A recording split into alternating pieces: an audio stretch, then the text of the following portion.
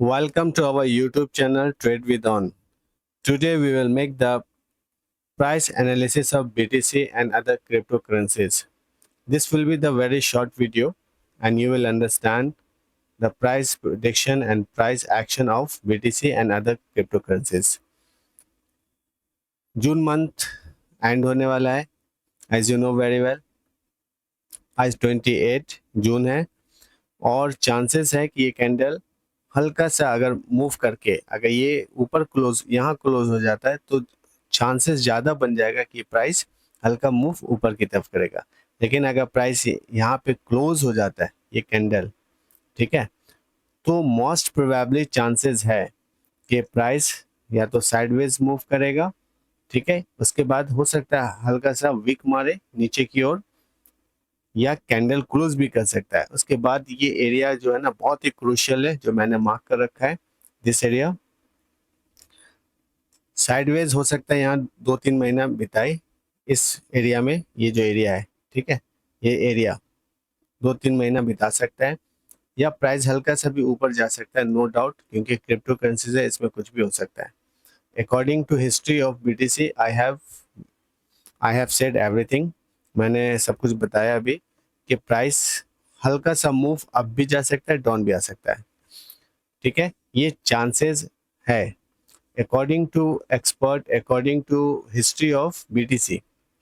जो मैंने देखा है BTC का हिस्ट्री रहा है कि ये अपने टॉप से लगभग 14 to 15 मंथ्स ये डाउनफॉल में आता है, फिर साइडवेज मूव करने के बाद ये अप की तरफ जाता है, ठीक है। तो अगर आप टॉप से काउंट करोगे तो लगभग आपका ये 1 2 3 4 5 6 7 8 9 मंथ्स हो चुका है। चांसेस है कि 4 to 5 मंथ्स ये हल्का सा डाउन है या साइडवेज मूव करने के बाद धीरे धीरे उसके बाद प्राइस ऊपर की ओर जाएगा। ये BTC है। BTC में अगर मूवमेंट अच्छा आता है तो you know very well other जो फंडामेंटल स्ट्रॉन्ग कॉइन्स है उसमें भी रैली आता है। लेकिन अगर BTC डाउन आएगा तो सारे कॉइन्स ऑटोमेटिक सी बात है कि वो उसमें डाउनफॉल आएगा। BTC अगर 5% गिरता है तो अदर कॉइन्स 15%, 20%, 30%।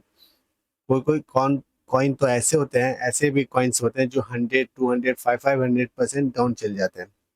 अच्छा, एक दो एक्सेप्शनल केस होता है, BTC अगर डाउन भी आ रहा होता है तो एक दो कॉइन आपने देखा होगा कि अप जाता है, तो वो उसमें बहुत ही ट्रैपिंग होता है, उसमें वेल्स का हाथ होता है या एक्सचेंजेस के भी हाथ हो सकते हैं, ताकि उसमें बायर सेलर दोनों आए, दोनों को ट्रैप किया जाता है, ठीक है। और कुछ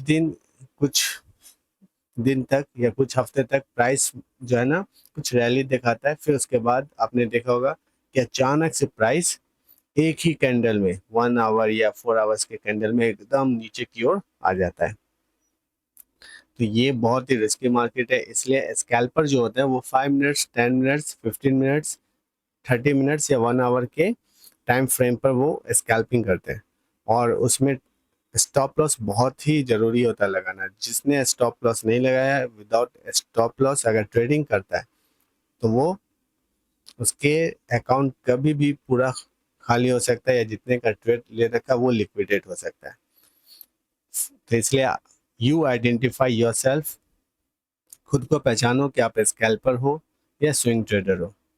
अगर आप लॉन्ग टर्म में कुछ करना चाहते हो तो BTC is very good. BTC में प्राइस एनालिसिस आपको हर लोग आपको बता देगा लगभग कि इसमें ज़्यादा मूवमेंट नहीं आता, लेकिन पैसा अगर बना के देता है फ्यूचर में तो वो BTC ही देता है या फंडामेंटल कॉइन्स देते हैं, इथेरियम, सोलाना, ये सब। लेकिन BTC पे ही सारा चीज़ डिपेंड करता है, क्योंकि BTC में अगर रैली नहीं आएगा तो अदर कॉइन्स में रैली नहीं आएगा, ठीक है। लेकिन BTC का हिस्ट्री रहा है कि ये लगभग 13 to 14, 15 मंथ्स ये डाउन आता है, उसके बाद ये साइडवेज मूव करता है, फिर वो रैली दिखाता है। जब ये रैली दिखाता है तो उसके बाद इसको फॉलो करता है अदर फंडामेंटल कॉइन्स या other coins. Okay, this is BTC analysis. You have to make decision according to you. Okay, this is not a financial advice, this is only for education and entertainment purpose. तो ये रहा BTC का analysis. वैसे मैं daily BTC analysis करता हूँ और world news को कवर करता हूँ जिसका effect crypto market, stock market या फाइनेंशियल इंस्टीट्यूशन या फाइनेंस पे पड़ता है। तो मैं वो कवर करने की कोशिश करता हूँ और अपने व्यूअर को बताता हूँ।